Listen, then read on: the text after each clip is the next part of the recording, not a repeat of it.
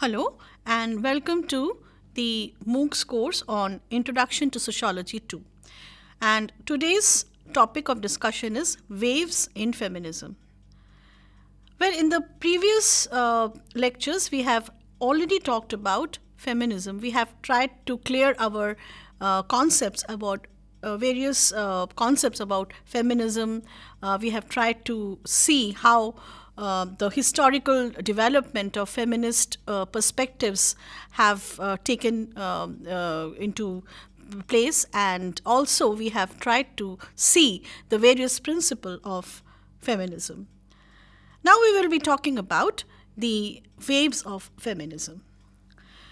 Feminism, as we have already discussed, it is a movement, it is a thought, it is a ideology. Feminism, as we have already seen, is a collection of movement and ideologies aimed at defining, establishing, and defending equal political, economic, and social rights of women, and it tries to establish equal opportunities for women in education and employment. This we have seen that various international conferences of women from time to time have brought about several issues, and each year had different issues to discuss.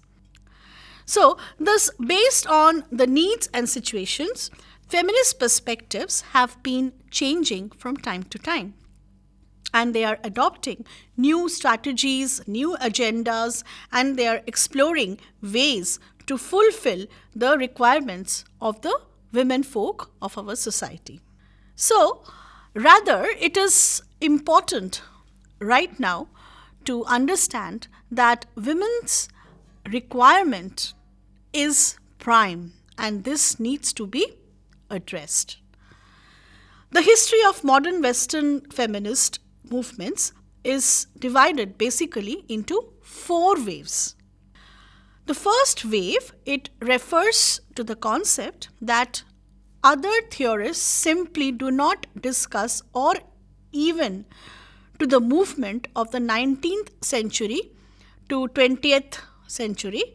The issues which were dealt were suffrage, working conditions, educational rights of women and girls. The second wave, which is approximately between the period of, say, 1960 and 1980s, this dealt with the inequality of laws that existed then, as well as the cultural inequalities and the role of women in the society. The third wave of feminism, that is between late 1980s to early 2000, it is seen that in this period of time, there were many responses which were to be made in case of women's working condition in their workplace, or the issues that was raised for the women, which basically emanated from their workplace. The fourth wave it's a recent one, and it marks the beginning from, say, around 2012 to 2012, and the agenda was to ensure women's empowerment. Now let us see all these four waves in detail. Now the first wave. The major gain of the first wave was the right to vote for women and the right to practice birth control. So these were the two major issues. So what were the two major issues of the first wave? That was the voting right, which is generally known as the suffrage. So the right to vote for women and the right to practice birth control. The first wave began with Seneca Falls Convention in 1884, and it lasted till 1960 in USA. Then in 1918, Mary Stopes, who believed in equality in marriage and the importance of women's sexual desire, and then she published The Married Love, a sex manual that according to a survey of American academics in 1935, was one of the 25 most influential books of the previous 50 years. So this, the rights related to voting rights or sexual rights, particularly sexual rights, these were not very much talked about issues, or it was not so much discussed, as the society of that period was conservative, and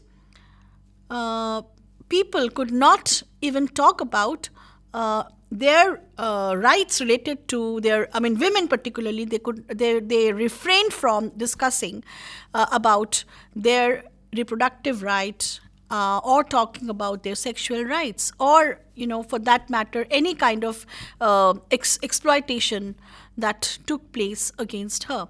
So this was for the first time in the first wave that at least the society, particularly the women, they started recognizing this as a problem.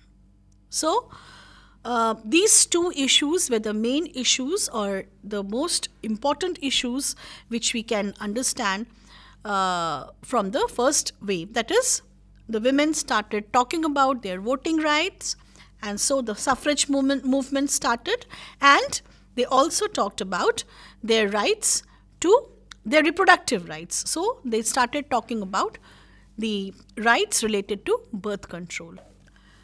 The eminent people whom we can think about are Elizabeth Cady Stanton, Susan B. Anthony, and Sojourner Truth. One thing which we can say, which can be a kind of a criticism of first wave, is that it was mainly spearheaded, or it was mainly meant for the white women, and it ignored, or it did not take into account the interests of the blacks or the non-whites women. So this was perhaps one of the criticisms that we can think about of the first wave. Now talking about the second wave.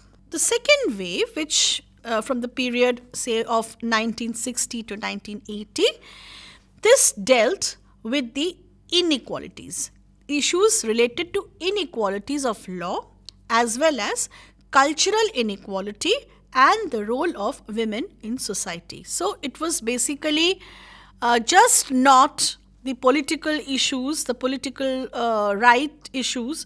It was also the social issues that was now taken into consideration, the social rights of the women. So these things also became the question of social issue became an important point of discussion in the second wave. The incidents which can be included in the second wave of feminism movement, it started from, say, about 1963 with Betty Friedan. She wrote a book on the feminine mystic, and it protested against the idea that women are compelled to be at home in an unhappy marital relationship. So Betty Friedan here wanted to say, or she was of the notion, that women's oppression within the domestic sphere should be addressed.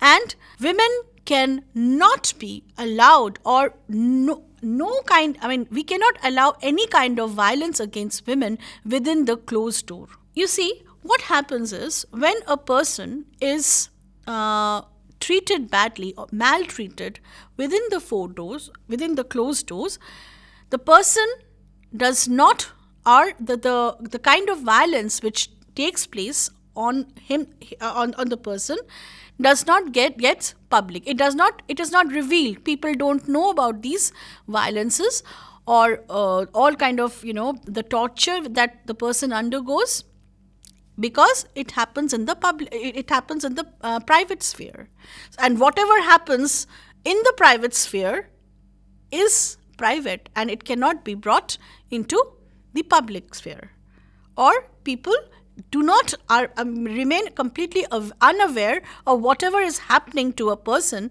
within the family, which is a very, very, very private affair, very much a private affair. Therefore, now Betty Friedan, she was of the view that the private affair cannot be a private affair anymore if it is leading to violence against women. So she wanted women to talk about their marital issues, to talk about their problems that they are undergoing due to the marital relationships. And she wanted to raise the issues related to marital rape and all kind of violences that women undergoes because they are a part of a household, or they being a woman or being a wife. She cannot just tolerate all kind of domestic violence that is inflicted on her. The second wave, it worked to name and legislate against sexual harassment in the workplace also. Now, feminists of the second wave, they were of the view that women cannot be exploited sexually, mentally, or any kind of harassment. It cannot be accepted within the workplace as well. Now, the black women and the white women here both started working together. As we have seen in the first wave, it was only the white women who were fighting for their rights, and they were the ones who talked about their own issues. But in the second wave, we can see that the whites and the non-whites, they joined hands. They started working together to achieve their, to achieve their rights, to make the world realize or make others realize that the women have their rights and it should be fulfilled. Now, the most important incidents that took place in the second wave were, it is not the political rights which needs to be achieved. The social equality or social rights are also very crucial, that I have already discussed. It says personal is political. That means that if something happens within the private sphere, it needs to be addressed because it is actually depriving a person from their basic human rights. And when a woman is being, if she is subjected to violence, any kind of violence in the private sphere, then it's no more a personal issue, because it is the violation of human rights of that woman. So it needs to be a political issue now. Then in 1966, the 28 women, among them, one of them was Betty Friedan, they founded the National Organization for Women. In 1969, the American Radical Organization, this organization organized the Red Stockings organization. They created an organization called as the Red Stocking Organization. In 1973, the American National Black Feminist Organization was formed. So now we can see the black feminists, or the people who were not white, they also came forward for their rights, and they also started vouching for their rights. So the American National Black Feminist Organization was formed in the year 1973. In 1977, the Canadian Human Rights Act was passed, which prohibited any kind of discrimination on the basis of sex or sexual orientation, and it called for equal pay for work for equal value. In 1980, country like Turkey and Israel, for the first time, they experienced the second wave, and it was during this period that the women of Turkey and Israel started vouching for their rights related to social equalities. The third wave of feminism started from 1991 with an article of Rebecca Walker. She was an American feminist.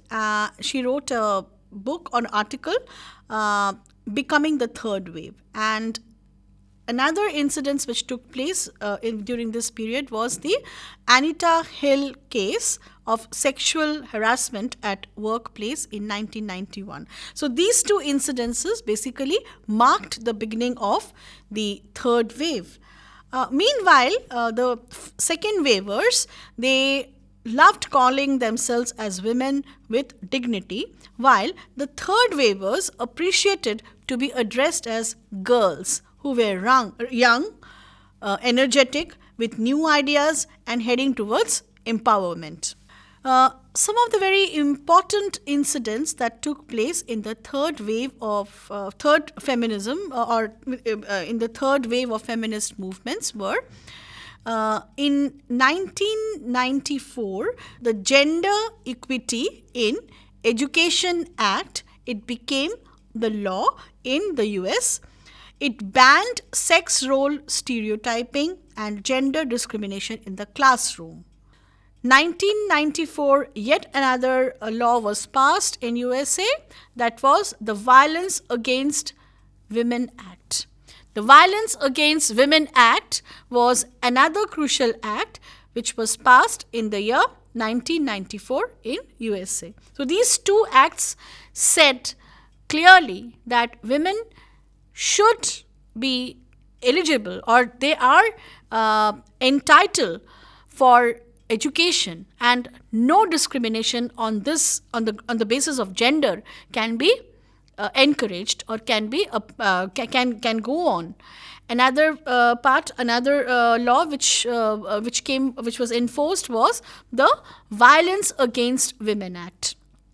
So this is very clear that legal steps were being taken to clearly tell the world that any kind of discrimination against women on the grounds of gender or sex can no more be entertained.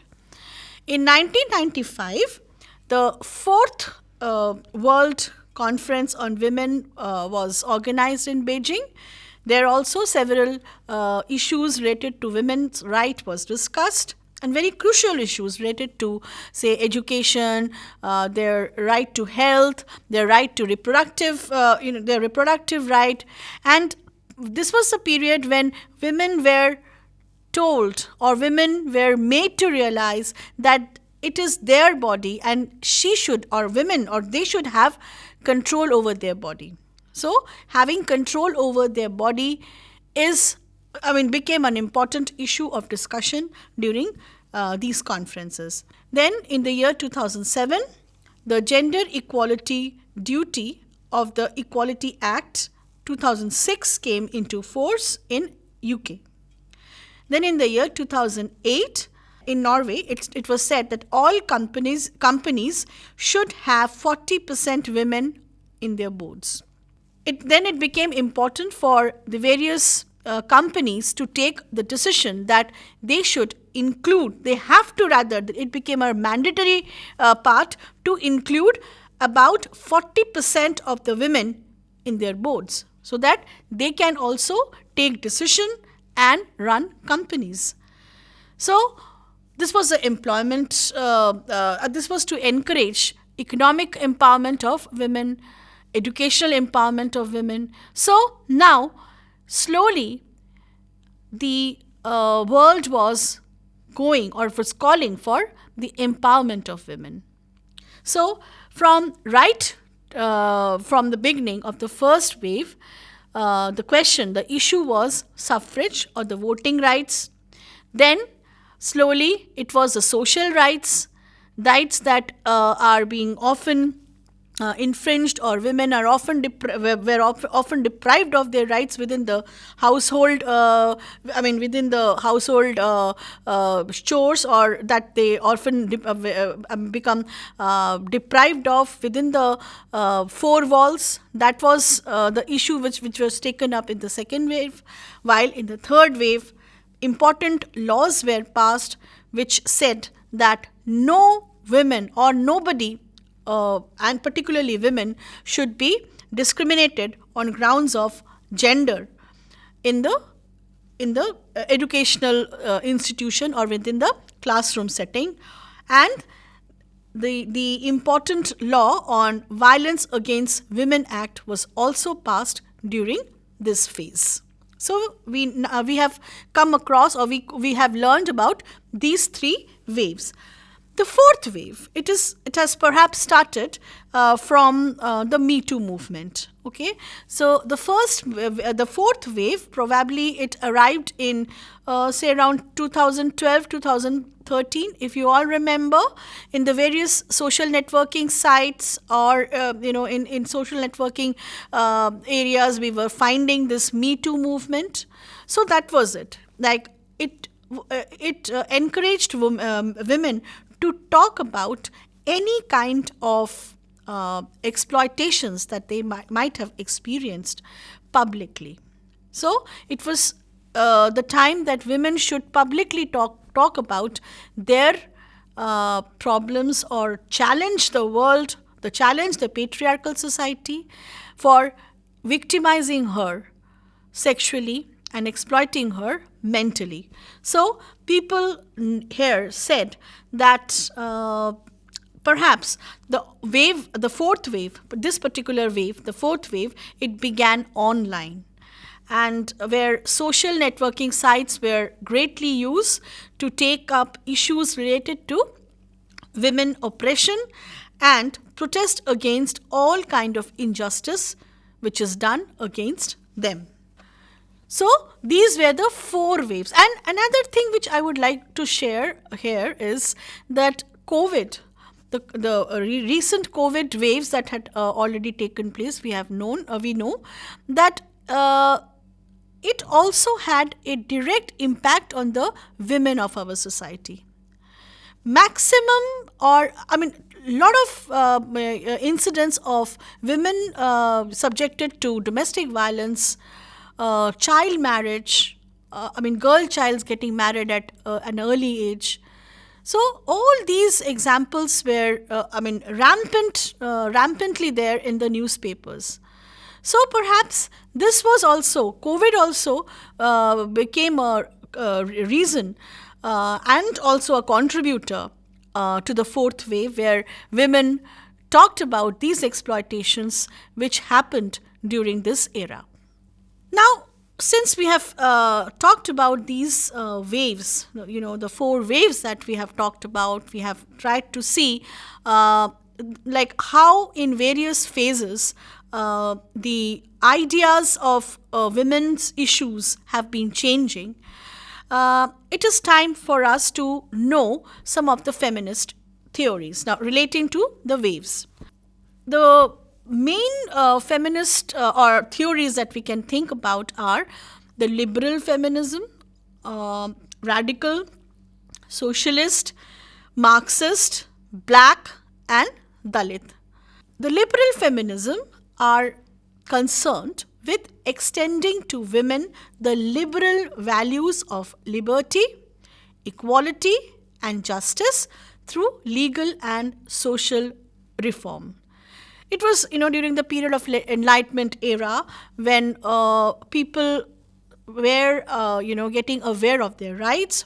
This was during that phase that the liberal feminists, they thought that now it is time that we can vouch for equality and justice for the women folk. And for this, legal and social reforms are required.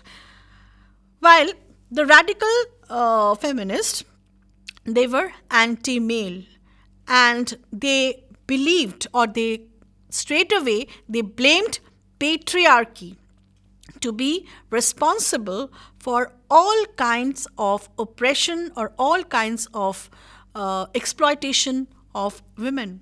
So, the radicals believed that men, and not just the patriarchy, are at fault because all men benefit from women's oppression. So they did not want to work with men. They wanted that women should be liberated, should be, they should be protected from all kinds of exploitation which happens due to patriarchy. While the liberal feminists were not that much, anti-male, but radicals were absolutely against the men, or they actually wanted to dismantle patriarchy from the society because they felt that patriarchy is the root cause of all kinds of oppression that a woman undergoes.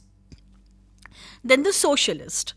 The socialists are of the view that women get exploited twice, as a woman and as a worker.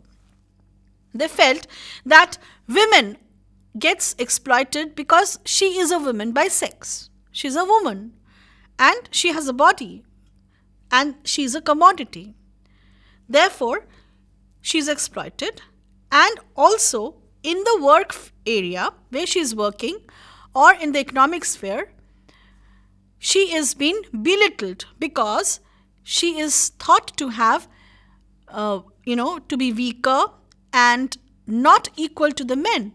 So, even there in the workplace also, she is being exploited. So socialists believe that women are exploited in two ways. First, for being a woman, and also for being a part of the workforce. So this was the notion of the socialists. So they thought that women are oppressed because they are women, and also because when they are a part of a workforce. The Marxist feminists thought that women's problem can be solved, and only solved, through economic empowerment. They called for economic empowerment for women, and they said that women can be liberated from all kinds of oppression if she is economically strong. So that was the notion that Marxist feminists believed. Lastly, the blacks and the Dalits. This was a community which highlighted that they are often doubly oppressed. Like the sociologists, the socialists, even they had the notion that the women of black and Dalit communities are oppressed doubly. Why? Because, firstly, yes, because they are Dalits or they are black, being a part of that community, which is as it is, the society often, subjugates or oppress the community as a whole, and also for the woman being a part of the community. So, being a woman, she's been oppressed. A person from a black or Dalit community who is a woman is oppressed because she's a woman, and also because she is a part of a community, that is a Dalit community or a black community, which as it is, the society does not approves to be some the class or the section of the society which is to be they are not given the priority. So therefore, the black and the Dalit feminist, they highlights, or the focus of this feminist theory or feminist approach is that women are doubly oppressed. So now, since we have understood the first,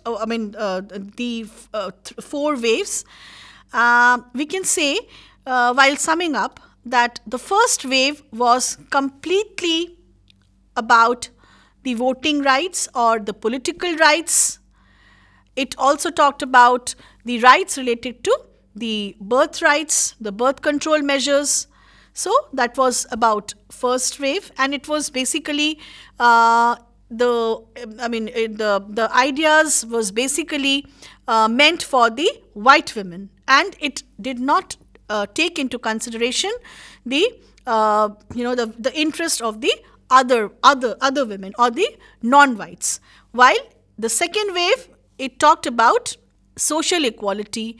It denied any kind of exploitation of women within the domestic sphere, and it also called for equal pay in the workplace. The third wave, it was against the patriarchal domination, which talks about that no any kind of violences in the workplace or within the domestic sphere can not be entertained, and laws were passed during this phase or during this wave, and women were women were encouraged to talk about their problem. While in the fourth wave, this is the wave that perhaps we are still going through. This wave or this particular phase talked about that women should not be quiet about their problem. They should talk about their problem publicly. Because unless and until we know what is actually happening, we cannot solve. These problems shall not be solved if women do not come up with their if they don't challenge the problems. So they should come up with their problems. They should talk about their problem publicly, so that we can take measures, or the nation, the state can take measures, the activists can take measures to liberate the women, or to to make they can make laws can be framed, policies can be framed, so that women can have a better life. So these movements, these are just the fourth. This is just the fourth wave. There might be many more waves to come. There might be several other issues which will come up, and this is the time that women should now be vocal about their rights and talk about their problem. And if and only if we have dialogues, only then we can solve problem. This is something which we should, we should be clear of these notions, so that we can liberate, or we can help our society to develop in a better manner and in a democratic way.